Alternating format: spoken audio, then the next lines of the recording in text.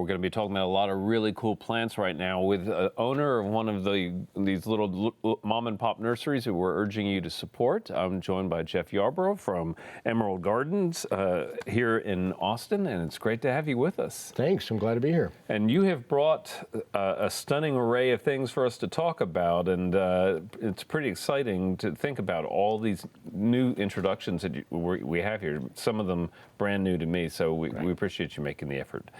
We're going to start off by talking about a plant that I know nothing about. It looks like a miniature petunia to me. It's called Million Bells, and you brought a couple different ones here, and you said this is a real performer.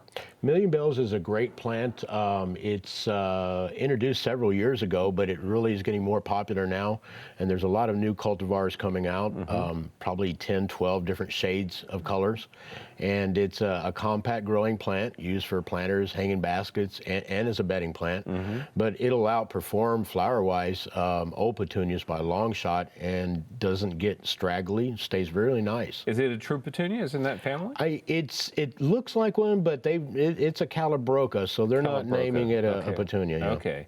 Well, beautiful plants. Love the colors on the two that you've brought here. Tell me a little bit about the cultivation. It looks like a full sun plant to me. It's a full sun plant. They'll tolerate just a light amount of shade, not very much, and then we'll get leggy in the shade. In full sun is where it really performs best and blooms the best. And bloom season, spring to fall? From spring till freeze, all the way through. And it really prefers the heat, so when it's blooming, the best is usually in August and September. Well, that's terrific, and especially for the hanging baskets, the full shape of these plants is really wonderful, complete ball of color. So it's a really nice addition to our plant palette. The next one is one we haven't talked about in a while. It is Shrub Daisy, and this is a real champ. It really is. It's returning several years in a row here in Austin. A really hard freeze will kill it, but for the amount of color you get in one season, you really can't beat it. It'll get about 3 foot tall and about 2 foot wide.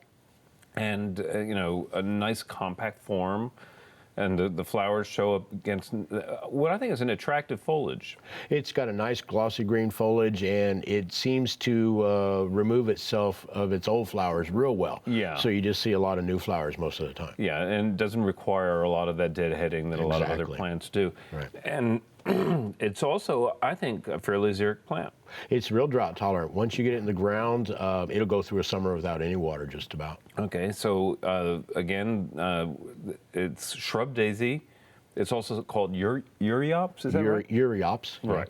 Okay, and that's the botanical name on it, but commonly available and a great addition to our colors, and it looks great. Actually, thinking about the purple of the Million Bells right behind it, the purple-yellow combination. For full sun, that would work real well. Yeah. And we also have right next to the Shrub Daisy one of the relatively new forms of Salvia, and there are bunches of these Salvia hybrids that are out there. This one is called Hot Lips, and for obvious reasons. It's really neat. It's got the bicolor flower that actually changes with the temperature. In the spring, you'll have more white, and in the summer, you'll have more red on the blooms. It's a very compact growing salvia that'll be a nice round ball. Trim the old flowers off to keep it nice and shaped. Now, a lot of some of the new forms of salvia that are closely related to Salvia greggii are not as tough as the old native, but this one seems to be. This one comes back so quickly after winter, it really does. Now, it does require a little more water, but that's because of the foliage and the flowering that goes along with it. It is a lusher plant. Well, we have a bunch of other things that you've brought in here. One, we haven't talked about bottle brush in a while on the program, and these dwarf bottle brushes really are eye catchers. I would love to see this in a container, but how do these do in the ground here? We've had really good luck growing bottle brush in the ground. We had an epic freeze a while back that did kill some of those dwarf bottle brushes, but it makes a good 3 foot mounded plant that will bloom from spring through fall in full sun. And it's a real conversation piece. That bloom is unique. Very unique, and they're also noted to be a little bit deer resistant too, so that helps some people Maybe out. the prickly foliage a little bit. The deer don't like that on their noses. Well, dwarf bottle brush, again, for ground or a container. Yes. And that a full sun plant as well. Definitely a full sun plant for your best flowering. Okay. Well, you've brought in an array of really gorgeous roses here, and why don't you walk me through them, because there are 3 different forms that you've brought. The first 2 we're going to look at are coming from the same series, right? They are. They're just some of the newer floribunda roses that are disease resistant and free flowering, very, very low maintenance. The first one's a true red, which is really hard to find a good red that performs here. It's called Preference.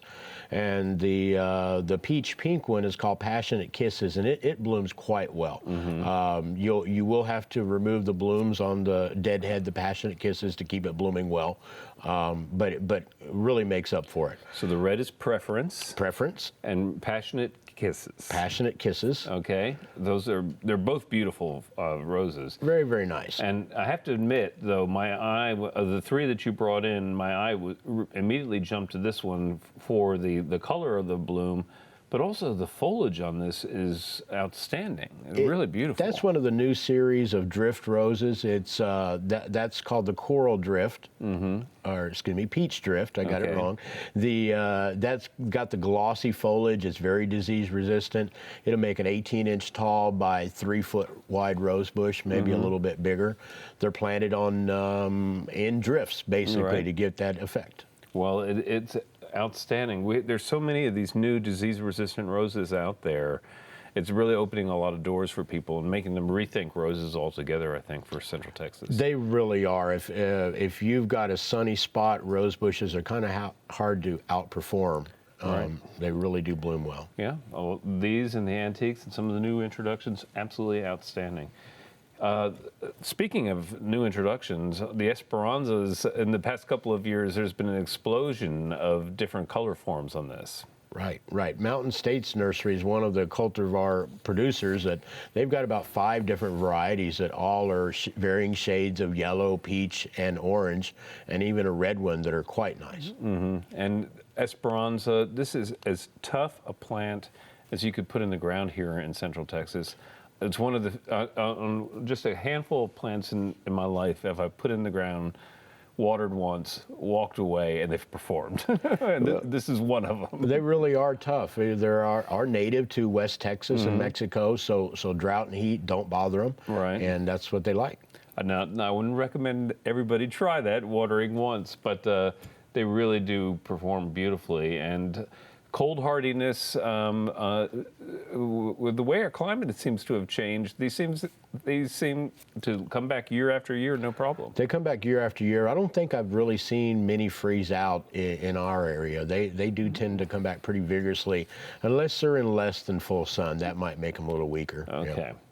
Well, pomegranates are all the rage right now, and you've brought in a dwarf variety, and this one in particular, I think would make an outstanding specimen in a container, but they do great in the ground too. They do great in the ground, and pomegranates do great in containers. They're also like an Esperanza. They're extremely tough and durable. Overwatering would be the only thing they wouldn't like, and they bloom all summer long. Especially the newer ornamental varieties are going to tend to bloom and fruit at the same time and continue blooming. Is there a particular name for this one? This one's called Purple Sunset, and it will actually have a dark burgundy purple fruit on it as the fruit matures. So it's much darker than most of the red colored ones. Well, it doesn't get much better than that, really. I mean, you get the beautiful fruit, something that you can actually eat. You have interesting flower and an incredibly tough, durable shrub that stays green for pretty much all year round. Absolutely. Occasionally we'll lose, for a very brief time in the winter. So a wonderful plant. Now, we haven't talked about begonias for a while here, but I love begonias, and there are lots of folks out there who have shady grounds, shady patios. They want color. This is a good answer for them. Begonias are easy to grow. Most people think they're tough. They really aren't. They're lower water requirements than most shade plants that flower heavily, and much easier to grow. Begonias that have heavy stems and canes like that angel wing begonia can come back from the root after each year. All right. Well, we just wanted to plug those because they're a great addition. These are beautiful specimens. Jeff, I know that you're sponsoring lots of great seminars at Emerald Gardens this spring, and I hope folks will check you out on the weekends. Thank you. Thank you so much for being a part of our program. Thanks for inviting me. All right. And coming up next, it's our friend Daphne.